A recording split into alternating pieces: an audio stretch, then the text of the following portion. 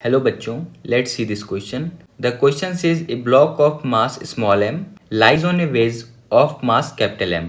The wedge in turn lies on a smooth horizontal surface. Friction is absent everywhere. The wedge block system is released from rest. All situations given in column 1 are estimated in duration. The block undergoes a vertical displacement h starting from rest. Assume the block to be still on a wedge. G is the acceleration due to gravity. Question में कहा गया है कि एक veg है जिसका mass capital M है, उस पर एक स्मॉल एम मास वाला ब्लॉक को रखा गया है और यहाँ पे हर जगह पे फ्रिक्शन एब्सेंट है, यानी हर जगह का म्यू का वैल्यू 0 है, यानी स्मूथ सरफेस है। अब क्या क्या है, सिस्टम को रेस्ट कंडीशन से सिस्टम को रिलीज किया गया है, तो हमें कॉलम 1 को कॉलम 2 से मैच करना है वर्क डन के अनुसार से। कॉलम 1 में दिया हुआ है work done by normal reaction acting on the block, B है work done by normal reaction exerted by block acting on the wedge, and C is the sum of work done by normal reaction on block and work done by normal reaction exerted by block and on wedge is net work done by all forces on block is. Key concept of the question is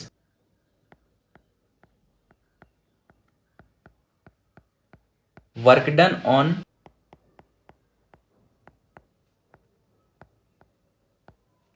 any object.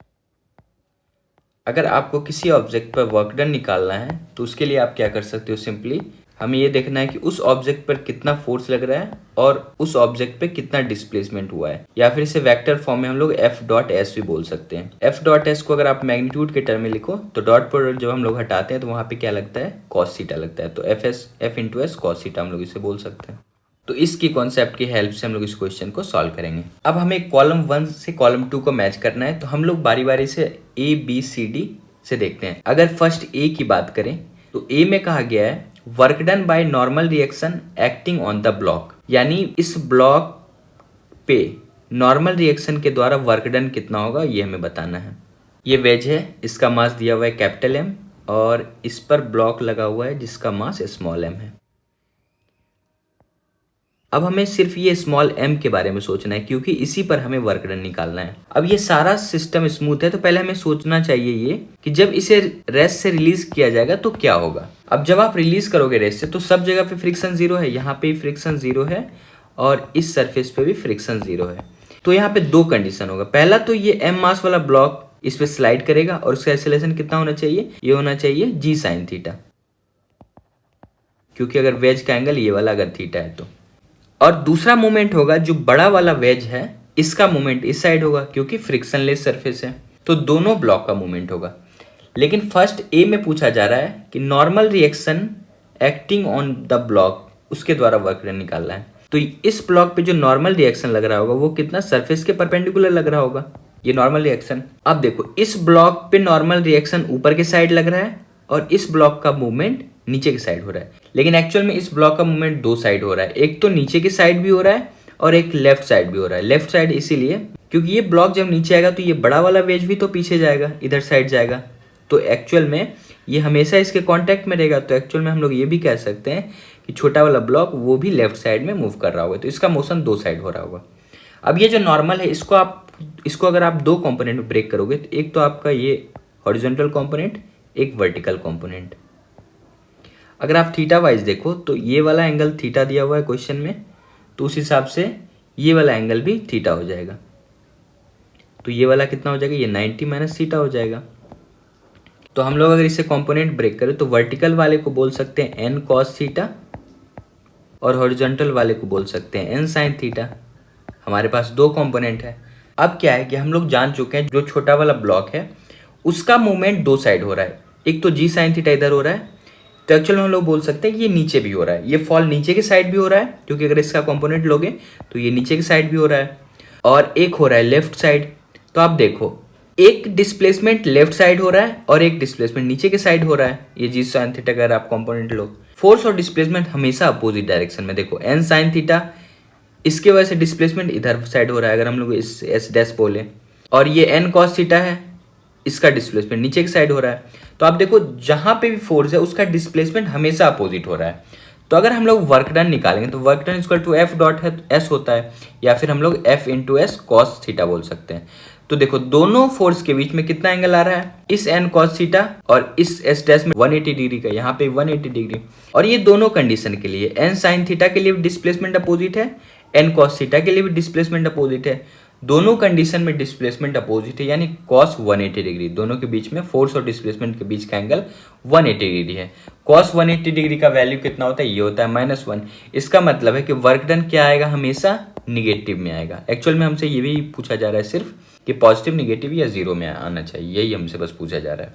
तो यहाँ पे work done क्या है, हमेशा negative में आएगा।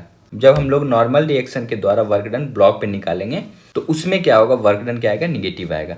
तो option A का जो कौन सा मैच अप्रोप्रिएट मैच होगा, ये होगा निगेटिव। यानी ऑप्शन ए को आप मैच कर सकते हो, या फिर आप बोल सकते हो कि ऑप्शन ए किससे मैच कर रहा है, क्यू से मैच कर रहा है।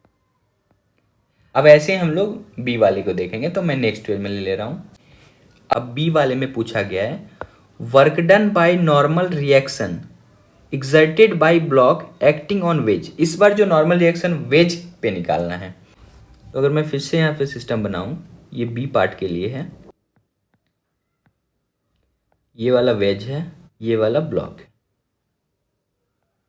अब देखो वेज जितना इस पे नॉर्मल लगा रहा होगा, वैसे ही ये छोटा वाला ब्लॉक वेज की तरफ से अगर आप सोचते हो तो ये भी इसे नॉर्मल लगा रहा होगा। यहाँ पे एन है और ये सारा स्मूथ सरफेस है। इसका फिर से एन का दो कंपोनेंट होगा, एक कौन सा कंपोनेंट होगा, ये वाला है, और एक कंपोनेंट होगा वर्टिकल, एक हॉरिजॉन्टल एक वर्टिकल। अगर आप एंगल वाइज देखो तो ये एंगल अगर थीटा है तो ये एंगल भी आप थीटा बोल सकते हो। तो ये 90 माइनस थीटा और ये वाला थीटा, ये वाला क्या हो जाएगा, ये वाला एंगल 90 माइनस थीटा हो जाएगा।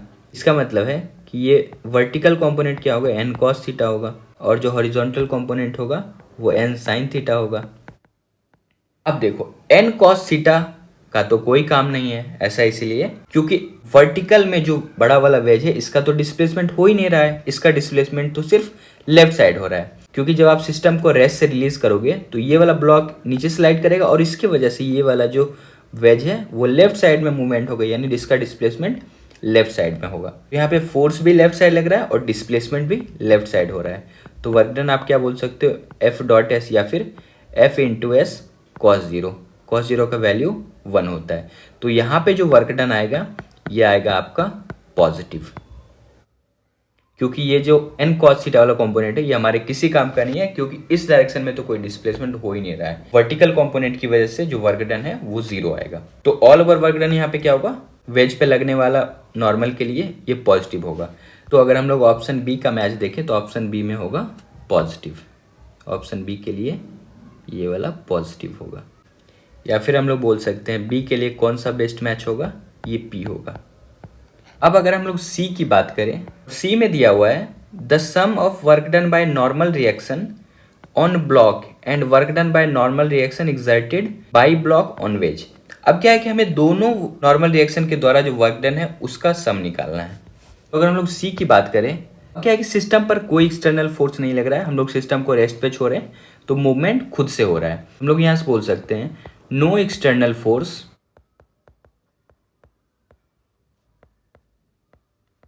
is applied on the system, then normal reaction exerted by block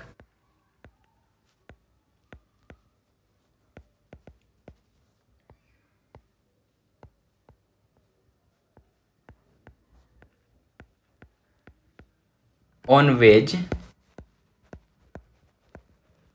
is equal to normal reaction exerted by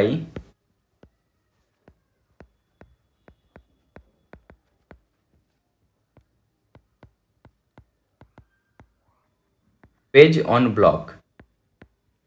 यहाँ पे जितना नॉर्मल रिएक्शन वेज ब्लॉक पे लगा रहा होगा उतना ही ब्लॉक वेज पे लगा रहा होगा। यहाँ से हम लोग क्या बोल सकते हैं, वर्क डन भी उतना ही होगा। तो इसमें जब आप अगर नेट वर्क डन निकालोगे तो एक का वर्क डन आएगा पॉजिटिव और एक का वर्क डन आएगा निगेटिव। दोनों का जब आप सम करोगे तो ऑल ओवर वर्क डन 0 हो जाएगा। तो आप ऐसे भी ध्यान रख सकते हो कि अगर सिस्टम पर कोई एक्सटर्नल फोर्स नहीं लग रहा हो तो नॉर्मल रिएक्शन के द्वारा वर्क डन का सम 0 होगा। तो सी के लिए कौन सा बेस्ट मैच होगा, तो आप देखो सी के लिए 0 हो जाएगा, ये सी के लिए ये 0 हो जाएगा, यानी सी का आर। यहाँ से हम लोग बोल सकते हैं सी के लिए बेस्ट मैच होगा आर। अब अगर हम लोग डी नंबर की बात करें तो डी में दिया हुआ net work done bye all forces on block is, तो हमें ब्लॉक पर ऑल फोर्सेस निकालना है, तो मैं नेक्स्ट पेज में ले ले रहा हूँ। डी में दिया हुआ फिर से मैं सिस्टम बना ले रहा हूँ, यहाँ पे वेज है और यहाँ पे ब्लॉक है, ये स्मॉल एम मास वाला ब्लॉक है। अब हमें सिर्फ ब्लॉक के लिए नेट वर्क डन निकालना है। तो आप ऐसा समझ लो, ये क्वेश्चन में कहा गया कि ये हाइट h है, ये h हाइट है, एक्चुअली में वर्टिकल हाइट क्वेश्चन में ही दिया हुआ है, h हाइट है। आप देखो यहाँ पे दिया हुआ है अंडरगो ए वर्टिकल डिस्प्लेसमेंट h। तो क्या है कि अगर आप थोड़ी देर के लिए इमेजिन कर लो कि अगर ये वेज जो है, ये कैपिटल एम मास वाला वेज है, ये अगर नहीं होता तो इसके द्वारा वर्क डन कितना होता, अगर वो नहीं होता तो वर्क डन आता mgh। लेकिन आप समझो नॉर्मल रिएक्शन के द्वारा ये कुछ वर्क डन बड़े वाले ब्लॉक पे भी किया होगा, तो पहले जो mgh वर्क डन आना चाहिए ये थोड़ा सा कम हो जाएगा, या जो भी वैल्यू जो वर्क डन उसके लिए ट्रांसफर किया होगा वो कम हो जाएगा। तो हम लोग बोलेंगे नेट वर्क डन ये कितना हो जाएगा, लेस देन mgh। क्योंकि अगर m मास वाला वेज नहीं होता तो वर्क डन mgh आता है h हाइट फॉल करने में, लेकिन m मास वाला यहाँ पे वेज है तो कुछ वर्क डन उस पर ट्रांसफर होगा, तो ये वैल्यू mgh से थोड़ा कम हो जाएगा। तो इस हिसाब से कौन सा इसके लिए ऑप्शन होगा, डी के लिए ऑप्शन नंबर एस, यानी less than mgh in magnitude.